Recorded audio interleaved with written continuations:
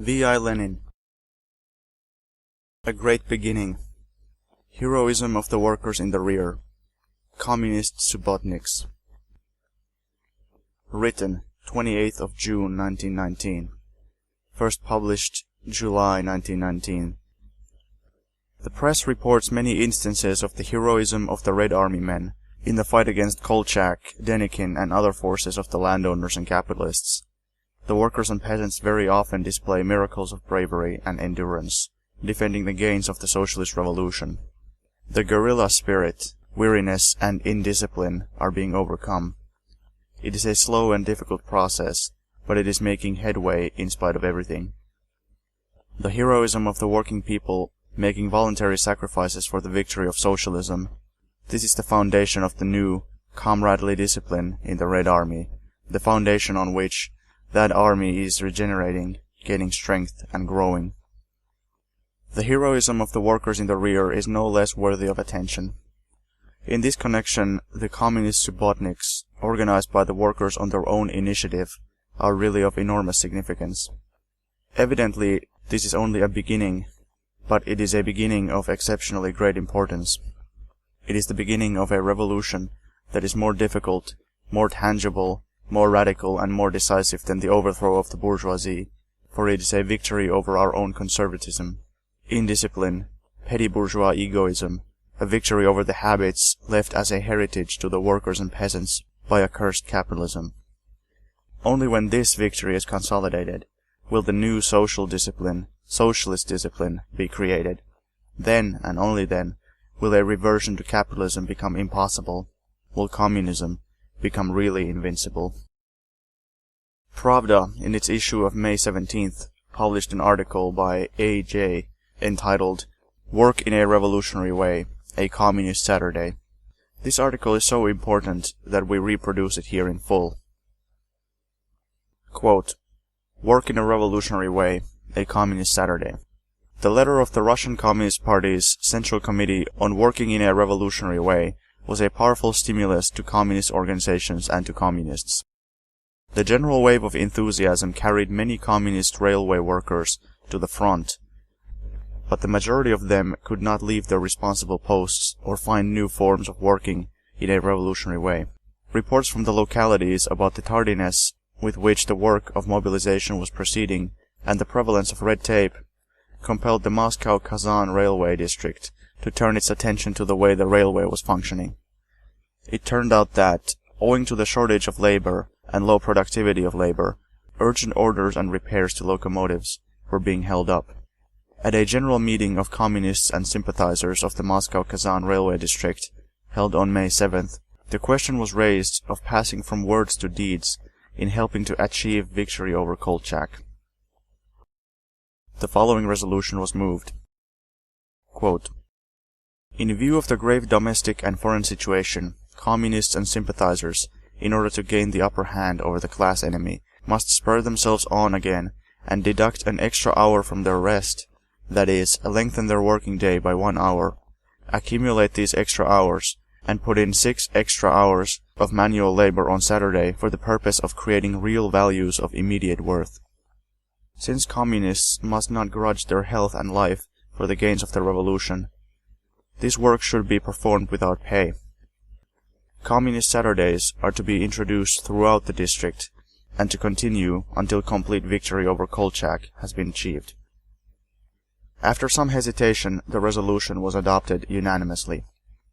On Saturday, May 10th, at 6 p.m., the communists and sympathizers turned up to work like soldiers, formed ranks, and without fuss or bustle, were taken by the foremen to the various jobs. The results of working in a revolutionary way are evident. The accompanying table gives the place of work and the character of the work performed. Place of work: Moscow, main locomotive shops. Character of work: loading materials for the line, devices for repairing locomotives and carriage parts, for Perovo, Murom, Alatir, and Sizran.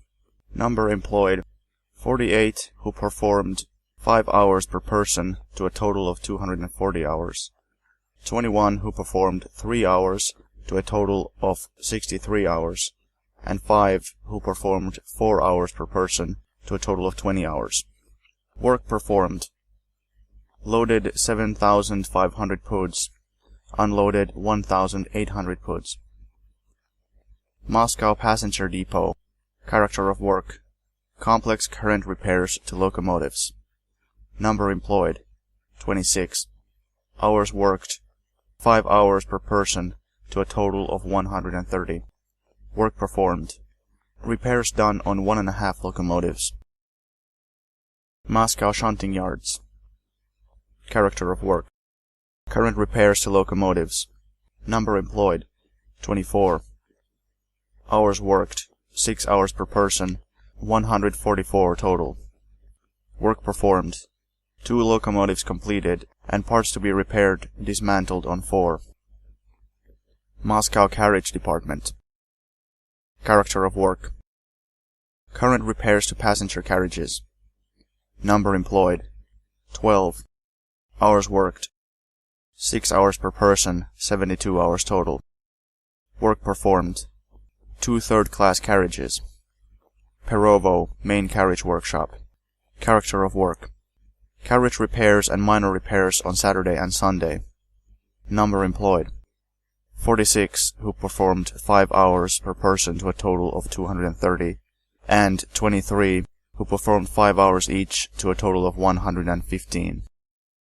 Work performed. 12 box carriages and 2 flat carriages. Total number of employed was 205. Hours worked, 1,014. Total work performed. 4 locomotives and 16 carriages turned out, and 9,300 puds unloaded and loaded. The total value of the work performed at ordinary rates of pay is 5 million rubles. Calculated at overtime's rate, it would be 50% higher.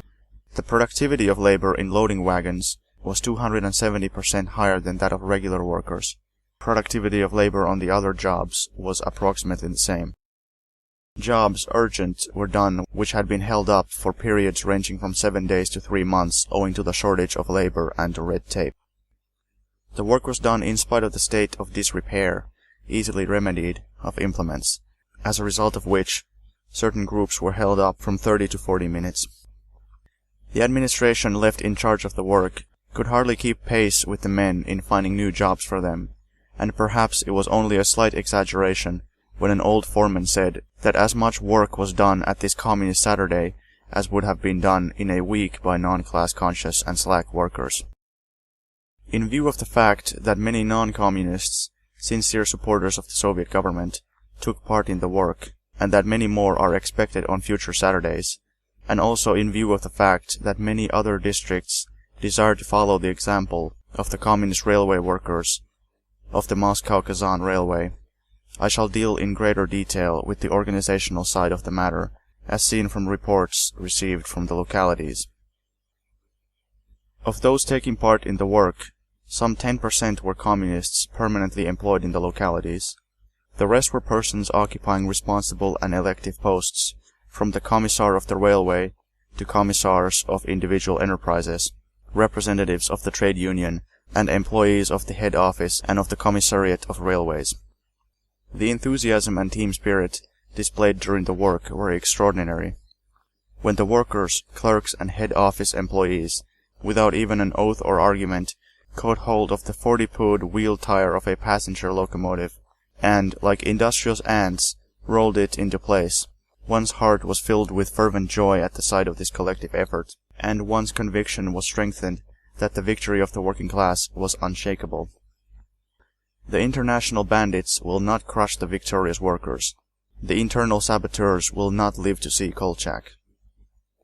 When the work was finished, those present witnessed an unprecedented scene. 100 communists, weary but with the light of joy in their eyes, greeted their success with the solemn strains of the Internationale, and it seemed as if the triumphant strains of the triumphant anthem would sweep over the walls through the whole of working-class Moscow, and that, like the waves caused by a stone thrown into a pool, they would spread through the whole of working-class Russia and shake up the weary and the slack. Signed, A.J. Appraising this remarkable, quote, example worthy of emulation, unquote, Comrade N.R., in an article in Pravda of May 20th, under that heading, wrote, quote, "Cases of communists working like this are not rare. I know of similar cases at an electric power station and on various railways on the Nikolaevskaya railways. The communists worked overtime several nights to lift a locomotive that had fallen into the turntable pit. In the winter, all the communists and sympathizers on the Northern Railway worked several Sundays, clearing the track of snow, and the communist cells at many good stations patrol the stations at night to prevent stealing. But all this work was casual and unsystematic. The comrades on the Moscow-Kazan line are making this work systematic and permanent, and this is new. They say in their resolution, quote, until complete victory over Kolchak has been achieved, unquote. And therein lies the significance of their work. They are lengthening the working day of every communist and sympathizer by 1 hour for the duration of the state of war. Simultaneously, their productivity of labor is exemplary. This example has called forth, and is bound to call forth, further emulation. A general meeting of the communists and sympathizers on the Alexandrovskaya railway, after discussing the military situation and the resolution adopted by the comrades on the Moscow-Kazan railway, resolved 1. To introduce Subbotniks for the communists and sympathizers on the Alexandrovskaya railway, the first Subbotnik to take place on May 17th. 2. To organize the communists and sympathizers in exemplary model teams which must show the workers how to work and what can really be done with the present material and tools, and in the present food situation. The Moscow-Kazan comrades say that their example has made a great impression and that they expect a large number of non-party workers to turn up next Saturday. At the time these lines are being written, the communists have not yet started working overtime in the Alexandrovskaya railway workshops, but as soon as the rumor spread that they were to do so, the mass of non-party workers stirred themselves. We did not know yesterday, otherwise we would have worked as well. I will certainly come next Saturday, can be heard on all sides. The impression created by work of this sort is very great. The example set by the Moscow-Kazan comrades should be emulated by all the communist cells in the rear, not only the communist cells at Moscow Junction, but the whole party organization in Russia. In the rural districts too, the communist cells should in the first place set to work to till the fields of Red Army men and thus help their families. The comrades on the Moscow-Kazan line finished their first communist subbotnik by singing the Internationale. If the communist organizations throughout Russia follow this example and consistently apply it, the Russian Soviet Republic will successfully weather the coming severe months to the mighty strains of the Internationale sung by all the working people of the Republic. To work, communist comrades. On May 23, 1919, Pravda reported the following. Quote, the first communist subbotnik on the Alexandrovskaya railway took place on May 17th. In accordance with the resolution adopted by their general meeting, 98 communists and sympathizers worked 5 hours overtime without pay, receiving in return only the right to purchase a secondary dinner and, as manual laborers, half a pound of bread to go with their dinner. Although the work was poorly prepared and organized, the productivity of labor was nevertheless from 2 to 3 times higher than usual. Here are a few examples. 5 turners turned 8 spindles in 4 hours. The productivity is 213% of the usual level.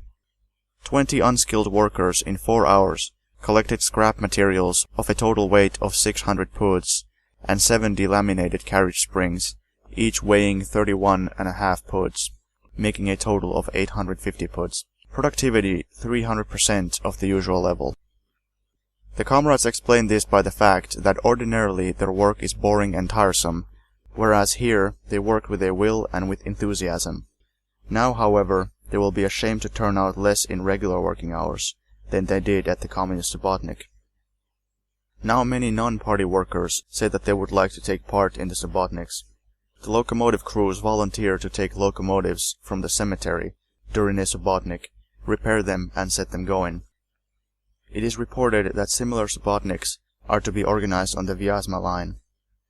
How the work is done at these communist subbotniks is described by Comrade A. Dyachenko in an article in Pravda of June 7th, entitled Notes of a Subbotnik Worker. We quote the main passages from this article. Quote, "A comrade and I were very pleased to go and do our bit in the Subbotnik arranged by a decision of the Railway District Committee of the party. For a time, for a few hours, I would give my head a rest and my muscles a bit of exercise. We were detailed off to the railway carpentry shop. We got there, found a number of our people, exchanged greetings, engaged in banter for a bit, counted up our forces, and found that there were 30 of us. And in front of us lay a monster, a steam boiler weighing no less than 600 or 700 puds. Our job was to shift it, that is, move it over a distance of a quarter of a third of a verst to its base. We began to have our doubts. However, we started on the job. Some comrades placed wooden rollers under the boiler, attached 2 ropes to it, and we began to tug away. The boiler gave way reluctantly, but at length it budged. We were delighted. After all, there were so few of us. For nearly 2 weeks, this boiler had resisted the efforts of thrice our number of non-communist workers, and nothing could make it budge until we tackled it.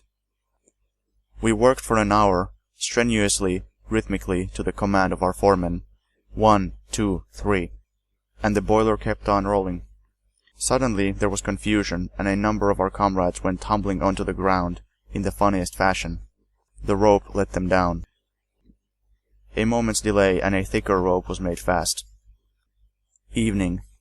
It was getting dark, but we had yet to negotiate a small hillock, and then our job would soon be done. Our arms ached, our palms burned. We were hot and pulled for all we were worth, and were making headway. The management stood round and, somewhat ashamed by our success, clutched at the rope. "Lend a hand, it's time you did." A Red Army man was watching our labors. In his hand he held an accordion. What was he thinking? Who were these people? Why would they work on Saturday, when everybody was at home? I solved his riddle and said to him, "Comrade, play us a jolly tune. We are not raw hands, we are real communists. Don't you see how fast the work is going under our hands? We are not lazy. We are pulling for all we are worth." In response, the Red Army man carefully put his accordion on the ground and hastened to grab at a rope end. Suddenly Comrade Hughes struck up the worker's song, Dublinushka. He sang in an excellent tenor voice, and we all joined in the refrain of this labor shanty. We were unaccustomed to the work. Our muscles were weary, our shoulders, our backs ached, but the next day would be a free day, our day of rest, and we would be able to get all the sleep we wanted. The goal was near, and after a little hesitation our monster rolled almost right up to the base. "Put some boards under, raise it on the base, and let the boiler do the work that has long been expected of it." We went off in a crowd to the club room of the local party cell. The room was brightly lit, the walls decorated with posters, rifles stacked around the room. After lustily singing the Internationale, we enjoyed a glass of tea and rum, and even bread. This treat, given us by the local comrades, was very welcome after our arduous toil. We took a brotherly farewell of our comrades and lined up. The strains of revolutionary songs echoed throughout the slumbering streets in the silence of the night, and our measured tread kept time with the music. We sang, "Comrades, the bugles are sounding. Arise, ye starvelings, from your slumber," songs of the International and of labor. A week passed. Our arms and shoulders were back to normal, and we were going to another Subbotnik, 9 versts away this time, to repair railway wagons. Our destination was Perovo. The comrades climbed on the roof of an American box wagon, and sang the Internationale well and with gusto. The people on the train listened to the singing, evidently in surprise. The wheels knocked a measured beat, and those of us who failed to get onto the roof clung to the steps pretending to be devil-may-care passengers. The train pulled in. We had reached our destination. We passed through a long yard and were warmly greeted by the commissar, Comrade G. "There is plenty of work, but few to do it, only 30 of us, and in 6 hours we have to do average repairs to a baker's dozen of wagons. Here are twin wheels already marked. We have not only empty wagons, but also a filled cistern. But that's nothing, we'll make a job of it, comrades." Work went on with a swing. 5 comrades and I were working with hoists. Under pressure of our shoulders and 2 hoists, and directed by our foreman, these twin wheels, weighing from 60 to 70 puts apiece, skipped from one track to another in the liveliest possible manner. One pair disappeared, another rolled into place. At last all were in their assigned places, and swiftly we shifted the old worn-out junk into a shed. 1, 2, 3, and raised by a revolving iron hoist, they were dislodged from the rails in a trice. Over there in the dark, we heard the rapid strokes of hammers. The comrades, like worker bees, were busy on their sick cars. Some were carpentering, others painting, still others were covering roofs, to the joy of the comrade commissar and our own. The smiths also asked for our aid. In a portable smithy, a rod with a coupling hook was gleaming white hot. It had been bent by a careless shunting. It was laid on the anvil, scattering white sparks, and, under the experienced direction of the smith, our trusty hammers beat it back into its proper shape. Still red hot and spitting sparks, we rushed it on our shoulders to where it had to go. We pushed it into its socket. A few hammer strokes and it was fixed. We crawled under the wagon. The coupling system is not as simple as it looks. There are all sorts of contraptions with rivets and springs. Work was in full swing. Night was falling. The torches seemed to burn brighter than before. Soon it would be time to knock off. Some of the comrades were taking a rest against some tires and sipping hot tea. The May night was cool, and the new moon shone beautifully, like a gleaming sickle in the sky. People were laughing and joking. "Knock off, Comrade G. 13 wagons are enough." But Comrade G was not satisfied. We finished our tea, broke into our songs of triumph, and marched to the door. The movement of communist subbotniks is not confined to Moscow. Pravda of June 6 reported the following. Quote, "The first communist subbotnik in Tver took place on May 31st. 128 communists worked on the railway. In 3.5 hours, they loaded and unloaded 14 wagons, repaired 3 locomotives, cut up 10 sagenis of firewood, and performed other work. The productivity of labor of the skilled communist workers was 13 times above normal." End of quote. Again, on June 8, we read in Pravda, quote, "Communist subbotniks, Saratov, June 5th.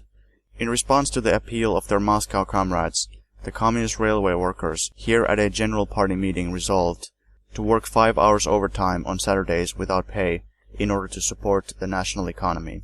Unquote.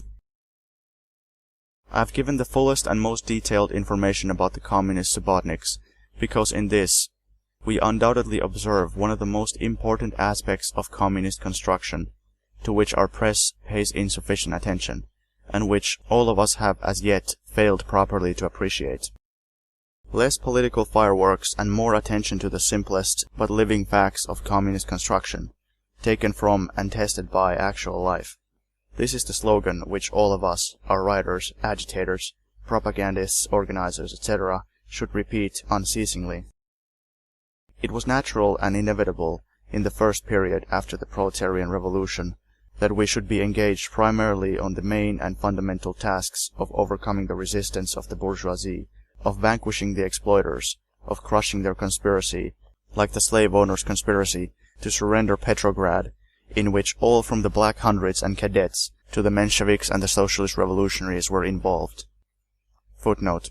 This refers to the plot to surrender Petrograd that was led by a spy and sabotage organization, which included constitutional Democrats, Mensheviks, and Socialist Revolutionaries. The organization was headed by the National Center, functioning on the instructions of foreign espionage agencies. On June 13, 1919, the conspirators raised a counter-revolutionary revolt at the Krasnaya Gorka, Red Hill, and Serai Loshad, Grey Horse, forts. The revolt was quickly suppressed by Soviet troops. End of footnote. But simultaneously with this task, another task comes to the forefront just as inevitably and ever more imperatively as time goes on, namely the more important task of positive communist construction, the creation of new economic relations, of a new society. As I have had occasion to point out more than once, among other occasions, in the speech I delivered at a session of the Petrograd Soviet on March 12th, the dictatorship of the proletariat is not only the use of force against the exploiters, and not even mainly the use of force. The economic foundation of this use of revolutionary force, the guarantee of its effectiveness and success, is the fact that the proletariat represents and creates a higher type of social organization of labor compared with capitalism. This is what is important. This is the source of the strength and the guarantee that the final triumph of communism is inevitable. The feudal organization of social labor rested on the discipline of the bludgeon, while the working people, robbed and tyrannized by a handful of landowners, were utterly ignorant and downtrodden. The capitalist organization of social labor rested on the discipline of hunger, and, notwithstanding all the progress of bourgeois culture and bourgeois democracy, the vast mass of the working people in the most advanced, civilized, and democratic republics remained an ignorant and downtrodden mass of wage slaves or oppressed peasants, robbed and tyrannized by a handful of capitalists. The communist organization of social labor, the first step towards which is socialism, rests, and will do so more and more as time goes on the free and conscious discipline of the working people themselves, who have thrown off the yoke both of the landowners and capitalists.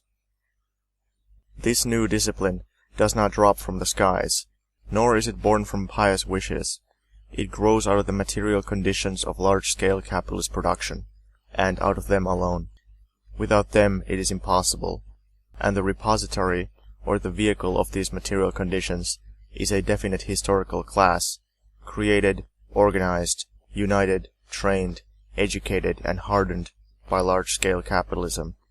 This class is the proletariat. If we translate the Latin, scientific, historico-philosophical term, dictatorship of the proletariat, into simpler language, it means just the following.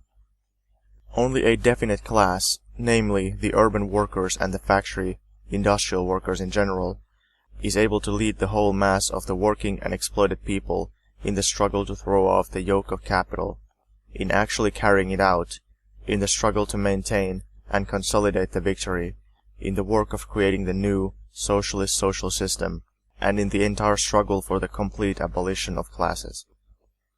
Let us observe, in parentheses, that the only scientific distinction between socialism and communism is that the first term implies the first stage of the new society arising out of capitalism, while the second implies the next and higher stage. The mistake the Burn Yellow International makes is that its leaders accept the class struggle and the leading role of the proletariat only in word, and are afraid to think it out to its logical conclusion. They are afraid of that inevitable conclusion which particularly terrifies the bourgeoisie, and which is absolutely unacceptable to them. They are afraid to admit that the dictatorship of the proletariat is also a period of class struggle, which is inevitable as long as classes have not been abolished, and which changes in form, being particularly fierce and particularly peculiar in the period immediately following the overthrow of capital. The proletariat does not cease the class struggle after it has captured political power, but continues it until classes are abolished. Of course, under different circumstances, in different form, and by different means. And what does the abolition of classes mean? All those who call themselves socialists recognize this as the ultimate goal of socialism, but by no means all give thought to its significance. Classes are large groups of people, differing from each other by the place they occupy in a historically determined system of social production, by their relation, in most cases fixed and formulated in law, to the means of production, by their role in the social organization of labor, and, consequently, by the dimensions of the share of social wealth of which they dispose, and the mode of acquiring it.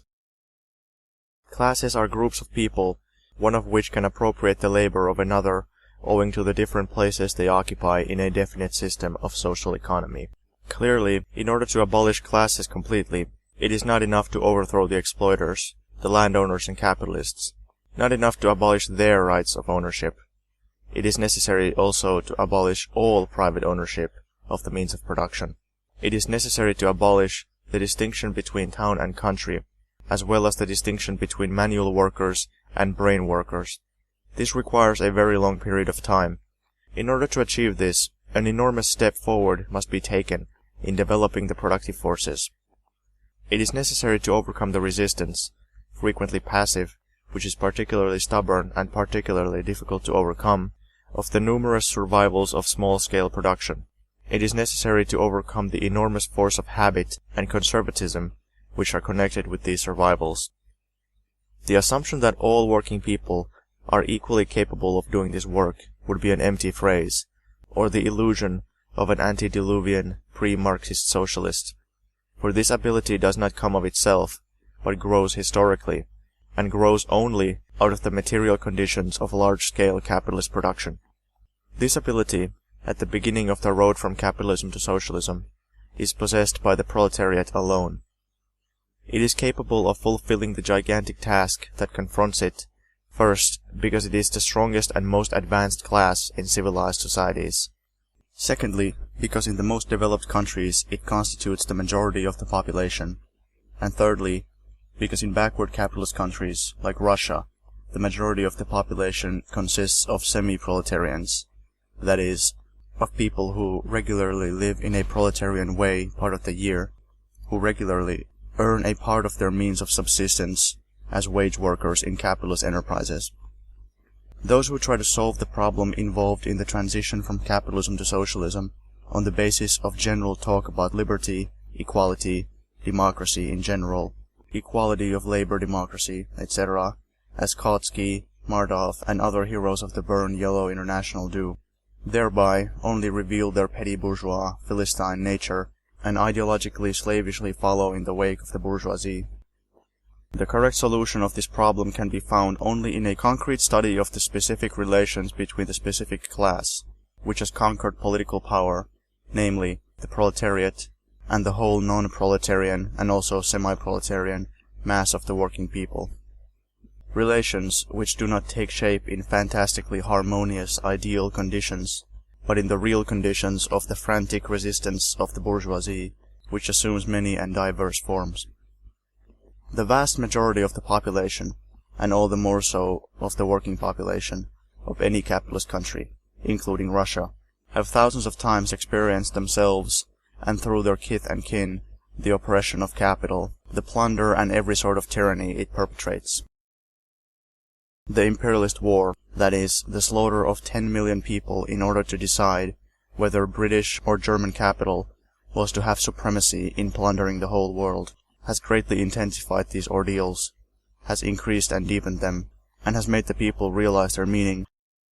Hence, the inevitable sympathy displayed by the vast majority of the population, particularly the working people, for the proletariat, because it is with heroic courage and revolutionary ruthlessness throwing off the yoke of capital, overthrowing the exploiters, suppressing their resistance, and shedding its blood to pave the road for the creation of the new society, in which there will be no room for exploiters. Great and inevitable as may be their petty bourgeois vacillations, and their tendency to go back to bourgeois order under the wing of the bourgeoisie, the non-proletarian and semi-proletarian mass of the working population cannot but recognize the moral and political authority of the proletariat, who are not only overthrowing the exploiters and suppressing their resistance, but are building a new and higher social bond, a social discipline, the discipline of class-conscious and united working people, who know no yoke and no authority except the authority of their own unity, of their own, more class-conscious, bold, solid, revolutionary and steadfast vanguard. In order to achieve victory, in order to build and consolidate socialism, the proletariat must fulfill a twofold or dual task. First, it must, by its supreme heroism in the revolutionary struggle against capital, win over the entire mass of the working and exploited people.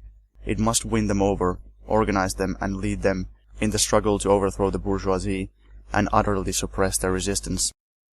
Secondly, it must lead the whole mass of the working and exploited people, as well as all the petty bourgeois groups, onto the road of new economic development, towards the creation of a new social bond, a new labor discipline, a new organization of labor, which will combine the last word in science and capitalist technology with the mass association of class-conscious workers, creating large-scale socialist industry. The second task is more difficult than the first, for it cannot possibly be fulfilled by single acts of heroic fervor. It requires the most prolonged, most persistent and most difficult mass heroism in plain everyday work. But this task is more essential than the first, because, in the last analysis, the deepest source of strength for victories over the bourgeoisie and the sole guarantee of the durability and permanence of these victories can only be a new and higher mode of social production, the substitution of large-scale socialist production for capitalist and petty bourgeois production. Communist subbotniks are of such enormous historical significance precisely because they demonstrate the conscious and voluntary initiative of the workers in developing the productivity of labor, in adopting a new labor discipline, in creating socialist conditions of economy and life. J. Jacobi, one of the few, in fact it would be more correct to say one of the exceptionally rare, German bourgeois democrats, who after the lessons of 1870–71 went over not to chauvinism or national liberalism, but to socialism, once said that the formation of a single trade union was of greater historical importance than the Battle of Sadowa. Footnote: Sadowa was a village in Bohemia near the town of Königgrätz, now Hradec Králové, Czechoslovakia, where a battle was fought on July 3, 1866. The battle ended in the victory of the Prussian over the Austrian forces and settled the outcome of the Austro-Prussian War. End of footnote. This is true. The Battle of Sadowa decided the supremacy of one of the two bourgeois monarchies, the Austrian or the Prussian, in creating a German national capitalist state. The formation of one trade union was a small step towards the world victory of the proletariat over the bourgeoisie, and we may similarly say that the first communist subbotnik, organized by the workers of the Moscow-Kazan Railway in Moscow on May 10, 1919, was of greater historical significance than any of the victories of Hindenburg or of Foch and the British in the 1914–18 imperialist war. The victories of the imperialists mean the slaughter of millions of workers for the sake of profits of the Anglo-American and French multimillionaires. They are the atrocities of doomed capitalism, bloated with overeating and rotting alive. The communist subbotnik, organized by the workers of the Moscow-Kazan Railway, is one of the cells of the new socialist society, which brings to all the peoples of the earth emancipation from the yoke of capital and from wars.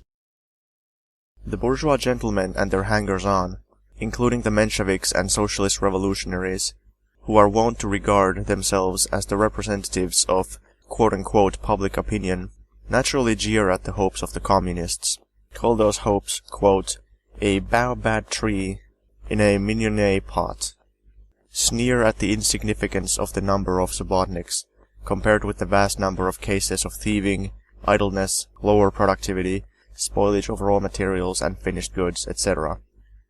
Our reply to these gentlemen is that if the bourgeois intellectuals had dedicated their knowledge to assisting the working people instead of giving it to the Russian and foreign capitalists in order to restore their power, the revolution would have proceeded more rapidly and more peacefully. But this is utopian, for the issue is decided by the class struggle, and the majority of the intellectuals gravitate towards the bourgeoisie. Not with the assistance of the intellectuals will the proletariat achieve victory, but in spite of their opposition, at least in the majority of cases, removing those of them who are incorrigibly bourgeois, reforming, re-educating, and subordinating the waverers, and gradually winning ever larger sections of them to its side. Gloating over the difficulties and setbacks of the revolution, sowing panic, preaching a return to the past, these are all weapons and methods of class struggle of the bourgeois intellectuals. The proletariat will not allow itself to be deceived by them. If we get down to brass tacks, however, has it ever happened in history that a new mode of production has taken root immediately, without a long succession of setbacks, blunders, and relapses? Half a century after the abolition of serfdom, there were still quite a number of survivals of serfdom in the Russian countryside. Half a century after the abolition of slavery in America, the position of the Negroes was still very often one of semi-slavery. The bourgeois intellectuals, including the Mensheviks and socialist revolutionaries, are true to themselves in serving capital, and in continuing to use absolutely false arguments. Before the proletarian revolution, they accused us of being utopian. After the revolution, they demand that we wipe out all the traces of the past with fantastic rapidity. We are not utopians, however, and we know the real value of bourgeois arguments. We also know that for some time after the revolution, traces of the old ethics will inevitably predominate over the young shoots of the new. When the new has just been born, the old always remains stronger than it for some time. This is always the case in nature and in social life.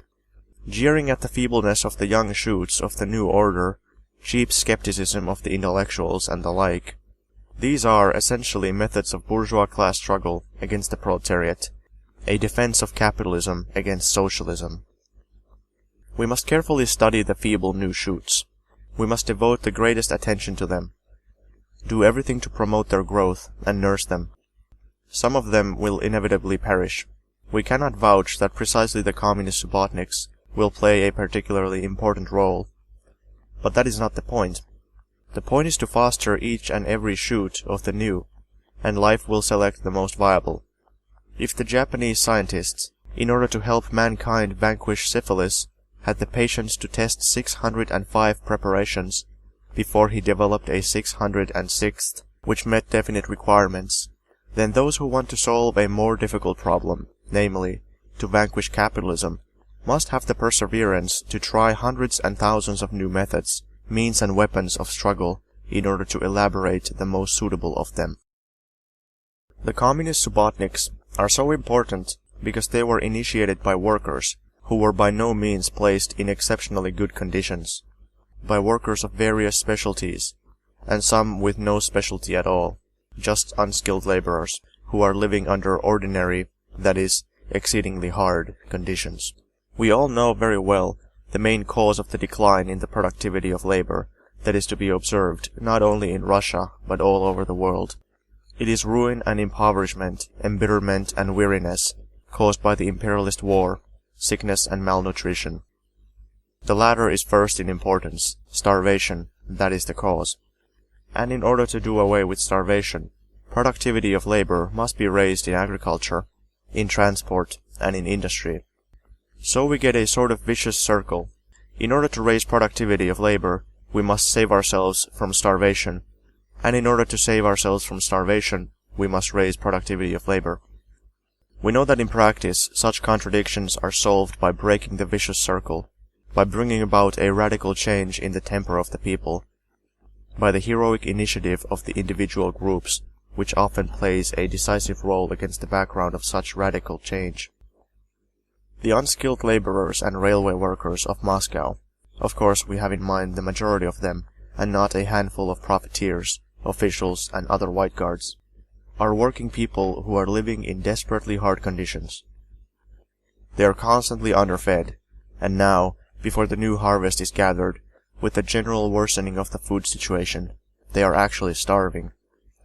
And yet, these starving workers, surrounded by the malicious counter-revolutionary agitation of the bourgeoisie, the Mensheviks, and the socialist revolutionaries, are organizing communist subbotniks, working overtime without any pay, and achieving an enormous increase in the productivity of labor, in spite of the fact that they are weary, tormented, and exhausted by malnutrition. Is this not supreme heroism? Is this not the beginning of a change, of momentous significance? In the last analysis, productivity of labor is the most important, the principal thing for the victory of the new social system. Capitalism created a productivity of labor unknown under serfdom. Capitalism can be utterly vanquished, and will be utterly vanquished, by socialism creating a new and much higher productivity of labor. This is a very difficult matter and must take a long time, but it has been started, and that is the main thing. If in starving Moscow in the summer of 1919, the starving workers who had gone through 4 trying years of imperialist war, and another year and a half of still more trying civil war, could start this great work, How will things develop later when we triumph in the Civil War and win peace? Communism is the higher productivity of labor, compared with that existing under capitalism, of voluntary, class-conscious and united workers employing advanced techniques. Communist subbotniks are extraordinarily valuable as the actual beginning of communism, and this is a very rare thing, because we are in a stage when, quote, only the first steps in the transition from capitalism to communism are being taken, end of quote, as our party program quite rightly says. Communism begins when the rank-and-file workers display an enthusiastic concern that is undaunted by arduous toil to increase the productivity of labor, husband every pood of grain, coal and iron, and other products, which do not accrue to the workers personally, or to their close kith and kin, but to their distant kith and kin, that is, to society as a whole, to tens and hundreds of millions of people, united first in one socialist state, and then in a union of Soviet republics.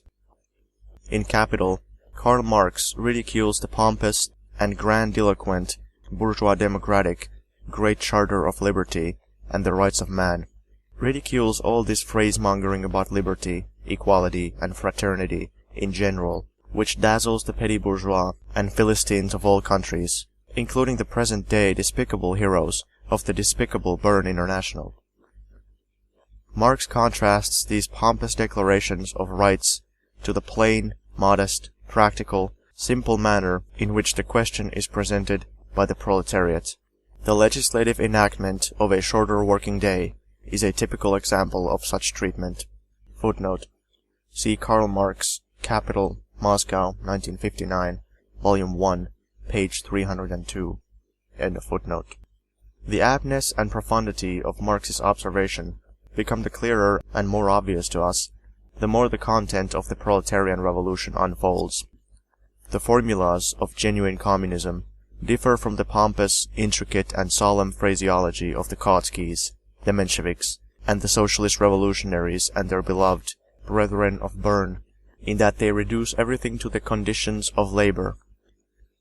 Less chatter about quote-unquote labor democracy, about quote-unquote liberty, equality, and fraternity, about quote-unquote government by the people, and all such stuff. The class-conscious workers and peasants of our day see through these pompous phrases of the bourgeois intellectual and discern the trickery as easily as a person of ordinary common sense and experience, when glancing at the irreproachably polished features and immaculate appearance of the vain fellow d'Ancherneau, immediately and unerringly puts him down as, in all probability, a scoundrel. Fewer pompous phrases, more plain everyday work. Concern for the pood of grain and the pood of coal. More concern about providing this pood of grain and pood of coal needed by the hungry workers and ragged and barefoot peasants, not by haggling, not in a capitalist manner, but by the conscious, voluntary, boundlessly heroic labor of plain working men like the unskilled laborers and railwaymen of the Moscow-Kazan line.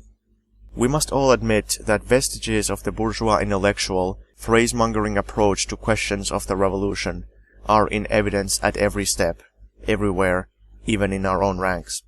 Our press, for example, does little to fight these rotten survivals of the rotten bourgeois democratic past. It does little to foster the simple, modest, ordinary but viable shoots of genuine communism.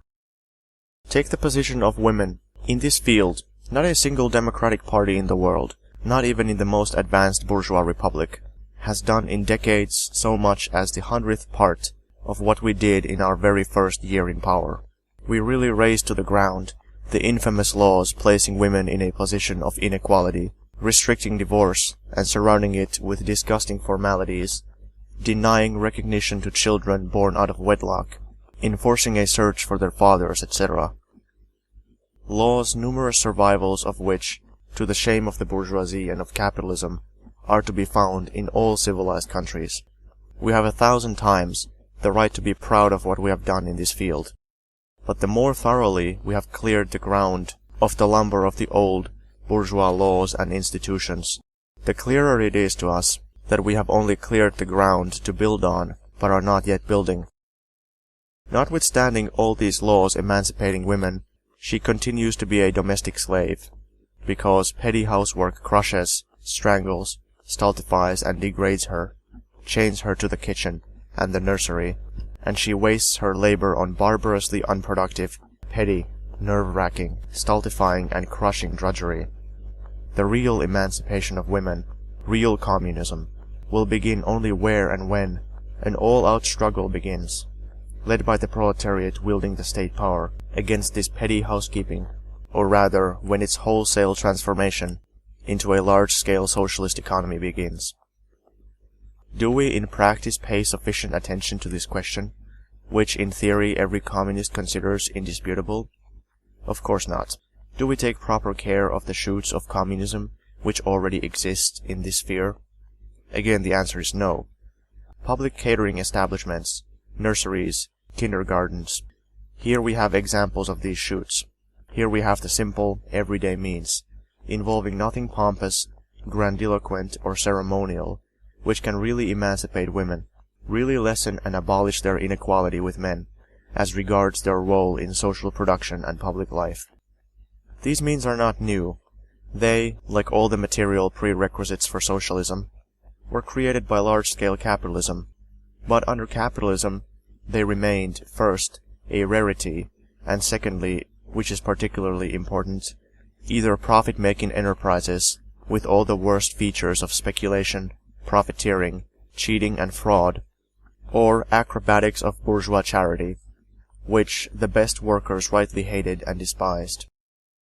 There is no doubt that the number of these institutions in our country has increased enormously, and that they are beginning to change in character. There is no doubt that we have far more organizing talent among the working and peasant women than we are aware of, that we have far more people than we know of who can organize practical work, with the cooperation of large numbers of workers and of still larger numbers of consumers, without that abundance of talk, fuss, squabbling and chatter about plans, systems, etc., with which our big-headed intellectuals or half-baked communists are affected. But we do not nurse these shoots of the new as we should. Look at the bourgeoisie. How very well they know how to advertise what they need. See how millions of copies of their newspapers extol what the capitalists regard as model enterprises, and how model bourgeois institutions are made an object of national pride. Our press does not take the trouble, or hardly ever, to describe the best catering establishments or nurseries, in order by daily insistence to get some of them turned into models of their kind.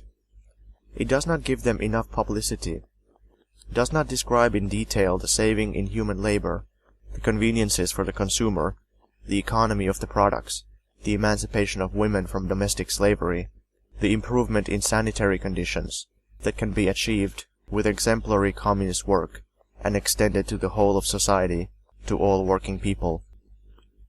Exemplary production, exemplary communist subbotniks, exemplary care and conscientiousness in procuring and distributing every pud of grain, exemplary catering establishments, exemplary cleanliness in such and such worker's house, in such and such a block, should all receive 10 times more attention and care from our press, as well as from every workers' and peasants' organization, than they receive now. All these are shoots of communism, and it is our common and primary duty to nurse them. Difficult as our food and production situation is, in the year and a half of Bolshevik rule, there has been undoubted progress all along the line. Grain procurements have increased from 30 million puds from August 1st, 1917 to August 1st, 1918, to 100 million puds from August 1st, 1918 to May 1st, 1919. Vegetable gardening has expanded. The margin of unsown land has diminished. Railway transport has begun to improve despite the enormous fuel difficulties, and so on. Against this general background, and with the support of the proletarian state power, the shoots of communism will not wither, they will grow and blossom into complete communism. We must give very great thought to the significance of the communist subbotniks, in order that we may draw all the very important practical lessons that follow from this great beginning. The first and main lesson is that this beginning must be given every assistance. The word commune is being handled much too freely. Any kind of enterprise started by communists, or with their participation, is very often at once declared to be a commune, it being not infrequently forgotten that this very honorable title must be won by prolonged and persistent effort, by practical achievement in genuine communist development. That is why, in my opinion, the decision that has matured in the minds of the majority of the members of the Central Executive Committee to repeal the decree of the Council of People's Commissars, as far as it pertains to the title Consumers' Communes, is quite right. Footnote. By a decree of the Council of People's Commissars of March 16, 1919, the consumers' cooperatives were reorganized as consumers' communes. This name led to a misunderstanding of the decree among the peasants of some districts. In view of this, the All Russia Central Executive Committee, while approving the decree in a decision of June 30, 1919, changed the name from consumers' communes to consumers' societies, a name to which the public were accustomed. End of footnote. Let the title be simpler, and incidentally the defects and shortcomings of the initial stages of the new organizational work will not be blamed on the communes, but, as in all fairness as they should be, on bad communists. It would be a good thing to eliminate the word commune from common use, to prohibit every Tom, Dick, and Harry from grabbing at it, or to allow this title to be borne only by genuine communes, which have really demonstrated in practice, and have proved by the unanimous recognition of the whole of the surrounding population, that they are capable of organizing their work in a communist manner. First, show that they are capable of working without remuneration in the interests of society, in the interests of all the working people. Show that you are capable of working in a revolutionary way, that you are capable of raising productivity of labor, of organizing the work in an exemplary manner, and then hold out your hand for the honorable title commune. In this respect, the communist subbotniks are a most valuable exception, for the unskilled laborers and railwaymen of the Moscow-Kazan Railway first demonstrated by deeds that they are capable of working like communists, and then adopted the title of communist subbotniks for their undertaking.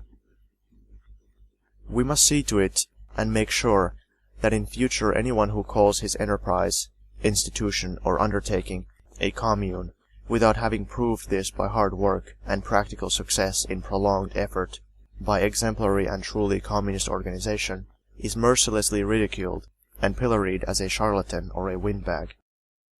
The great beginning, the communist subbotniks, must also be utilized for another purpose, namely, to purge the party. In the early period following the revolution, when the mass of honest and Philistine-minded people was particularly timorous, and when the bourgeois intellectuals to a man, including of course the Mensheviks and socialist revolutionaries, played the lackey to the bourgeoisie and carried on sabotage, it was absolutely inevitable that adventurers and other pernicious elements should hitch themselves to the ruling party. There has never been, and there never can be, a revolution without that. The whole point is that the ruling party should be able, relying on a sound and strong advanced class, to purge its ranks. We started this work long ago. It must be continued steadily and untiringly. The mobilization of communists for the war helped us in this respect. The cowards and scoundrels fled from the party's ranks. Good riddance. Such a reduction in the party's membership means an enormous increase in its strength and weight. We must continue the purge, and that new beginning, the communist subbotniks, must be utilized for this purpose. Members should be accepted into the party only after 6 months, say, trial or probation at working in a revolutionary way. A similar test should be demanded of all members of the party who joined after October 25, 1917, and who have not proved by some special work or service that they are absolutely reliable, loyal, and capable of being communists. The purging of the party, through the steadily increasing demands it makes in regard to working in a genuinely communist way, will improve the state apparatus, and will bring much nearer the final transition of the peasants to the side of the revolutionary proletariat. Incidentally, the communist Subbotniks have thrown a remarkably strong light on the class character of the state apparatus under the dictatorship of the proletariat. The Central Committee of the party drafts a letter on working in a revolutionary way. Footnote. See pages 276 to 79 of this volume. End of footnote. The idea is suggested by the Central Committee of a party with from 100,000 to 200,000 members. I assume that this is the number that will remain after a thorough purging. At present, the membership is larger. The idea is taken up by the workers organized in trade unions. In Russia and the Ukraine, they number about 4 million. The overwhelming majority of them are for state power of the proletariat, for proletarian dictatorship. 200,000 and 4 million. Such is the ratio of the gear wheels, if one may so express it. Then follow the tens of millions of peasants, who are divided into three main groups. The most numerous, and the one standing closest to the proletariat, is that of the semi-proletarians, or poor peasants. Then come the middle peasants, and lastly the numerically very small group of kulaks, or rural bourgeoisie. As long as it is possible to trade in grain, and to make profit out of famine, the peasant will remain, and this will for some time be inevitable under the dictatorship of the proletariat. A semi-working man, a semi-profiteer. As a profiteer he is hostile to us, hostile to the proletarian state. He is inclined to agree with the bourgeoisie and their faithful lackeys, up to and including the Menshevik share, or to the socialist revolutionary B. Chernelkov, who stand for freedom to trade in grain. But, as a working man, the peasant is a friend of the proletarian state, a most loyal ally of the worker in the struggle against the landowner and against the capitalist. As working men, the peasants, the vast mass of them, the peasant millions, support the state machine, which is headed by the 100,000 or 200,000 communists of the proletarian vanguard, and which consists of millions of organized proletarians. A state more democratic, in the true sense of the word, one more closely connected with the working and exploited people, has never yet existed. It is precisely proletarian work, such as that put into communist Subbotniks, that will win the complete respect and love of peasants for the proletarian state. Such work and such work alone will completely convince the peasant that we are right, that communism is right, and make him our devoted ally, and hence will lead to the complete elimination of our food difficulties, to the complete victory of communism over capitalism in the matter of production and distribution of grain, to the unqualified consolidation of communism. Lenin, June 28, 1919.